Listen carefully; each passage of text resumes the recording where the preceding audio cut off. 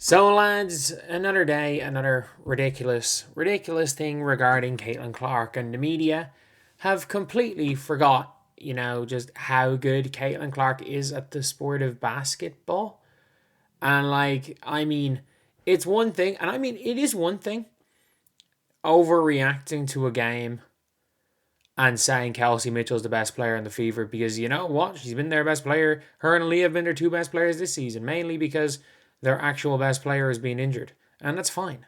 That's absolutely fine. That happens. Like that happens in sports where a player goes down and somebody else steps up and multiple people are killing it and a player is like 50-50 in terms of their health and you just anything can happen. Anything can happen. Like when I'm trying to think off the top of my head, a player that was like 50-50 health wise for an entire season, like KD 2015, and people were arguing Russ was the best player in the Thunder, like something like that. I'm like, you know what? Yeah, that season he was. But clearly the team has a ceiling, and for that Thunder team, their ceiling was the ninth seed. But if you're looking right here at some of these things, let's take a listen to Jeff Teague and Marquise Teague. Like I forgot Marquise Teague even existed. And I assume they're not watching this, but all I gotta say is they don't like Marquise Teague is probably more as well known for being an elite bronze card. But again, let's not respect an NBA player. Hell of a freak. Like you're in the top 0.00001% of players in the world, but probably best known for being a really good bronze player in NBA 2K13 and 2K14. And you know, all I'm gonna say is that a 16 or 17-year-old Mick Curley, April 2014, on a trip to New York, was in the Barclays Center right behind the basket when you first walk in, when Jeff Teague of the Atlanta Hawks crossed up Marquise Teague and literally made him stumble completely. Young Mick Curley was there, all the way from Ireland. But anyway, let's take a listen to what he has said. Proof. Yeah. We don't need CC. Let me rock out. That's why I've been saying that. I ain't trying to start no riffraff, but that zero clean. So let me hold it down. Nah, she cold. And when CC's back healthy, that's the best backcourt in the W. See, he always trying. He be trying to push this CC narrative. She good, but she not that good. I She said good. Like before Caitlin Clark's second injury, like as in before she came back, when she came back after the first injury, and then played against the Sun and the Liberty, and then she started taping up her groin. Like she started taping up her groin or something on her opposite leg. So before the second injury, which I'm going to take it, like I don't know what happened to Valkyrie's game, but even during the Sun game, she was taped up. And she didn't look 100% in that game. And the Liberty game was just pure adrenaline. So pre even the second injury, Caitlin Clark was averaging 21 points and 9.5 assists per game. And they beat the undefeated at the time Liberty. They beat they'd beaten the Dream, who were the third seed at that stage in the WNBA. Like, I don't know. Like I think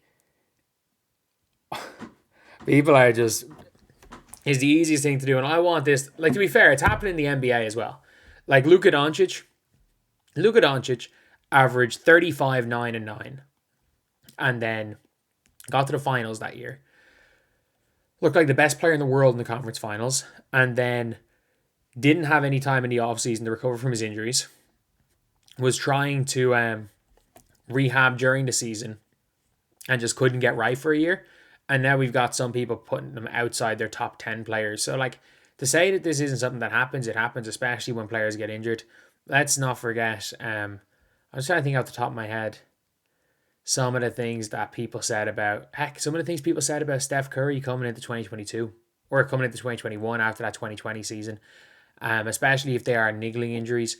Like the injuries, if you could tear your Achilles and you could come back and people would say, still think you're the GOAT.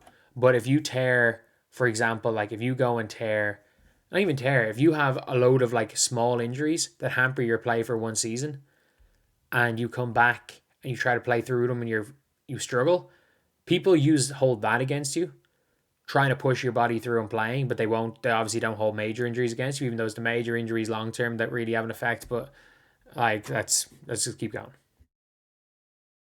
She's healthy. They're the best backcourt in W. That's that's Bayless right First of all, when I was saying last year, the best thing we could have did was get Kelsey Mitchell back. Y'all wasn't even tapped in enough. So, so we've been locked in. Don't even worry about them. I said she was the best player on the team. Oh man. He was out of pocket, but respect to How Kelsey. was that out of The bed? best on the team. Bro, she the best on the team. She not playing. CC not playing. They ain't missing a beat, bro. They actually look a little better. Cause Yeah, they ain't shooting them wild ass threes. She got the half ball, court. bro. It look real fluent out there. Nah, she's cold. I'm starting a Caitlin Clark train. Me doing. Like, to be honest, Jeff Teague is just Jeff Teague. Like, we all know that. Like, he said LeBron was on steroids last week. Like, let's be real. Let's be real. If we're gonna be honest, if one player in the NBA is getting away with doping, they're all doping. We can be completely honest. Like, in terms of like professional athletics, team doctors are going to essentially, there is a line between doping and not doping, and the amount of performance enhancing you can give without crossing a line, and they always go right before the line. Like, every single big marathon runner has asthma. Like, it is what it is. Engaging Bears, and I see it. They're playing the Sky, a bunch of backups. Like, they played the Sky's B team. Like, it's one thing, and it's one thing to say, oh, look, they beat the Sky by 27 points without Caitlin Clark. The Indiana Fever, I mean, I'm not joking when I say this. It has been over 3 years since the Indiana Fever, without Caitlin Clark on the floor, have beaten a team with an above 500 record. And that's above 500. They've beaten some teams with exactly 500. I think they beat the Aces when the Aces were exactly 500. It has been 3 years since they have beaten a team with a better than 500 record without Caitlin Clark on the floor. It has been 3 weeks since the Indiana Fever have beaten a team with an above 500 record with Caitlin Clark on the floor. And she's been injured the last 2 weeks. She's been injured 2 weeks, and it has been 3 weeks since they last did it. It's been 3 years since they've last done that without Caitlin Clark. I think, if we're being honest, the fact that the Indiana Fever are able to tread water, the fact that they're able to hold their own in a lot of games without Caitlin Clark is impressive. But, like, this reminds me of what Stephanie White said. The Dallas Mavericks are better without Luka Doncic.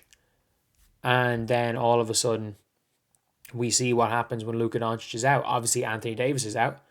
But she didn't say, oh, they're better without Luka if you put in Anthony Davis. She just said better, period. So you take out Luka Doncic, Anthony Davis is hurt. What happens? Kyrie Irving has to play 40 minutes a game, goes and overworks himself, tears his ACL, and the team can hardly win. The team was struggling up to that point.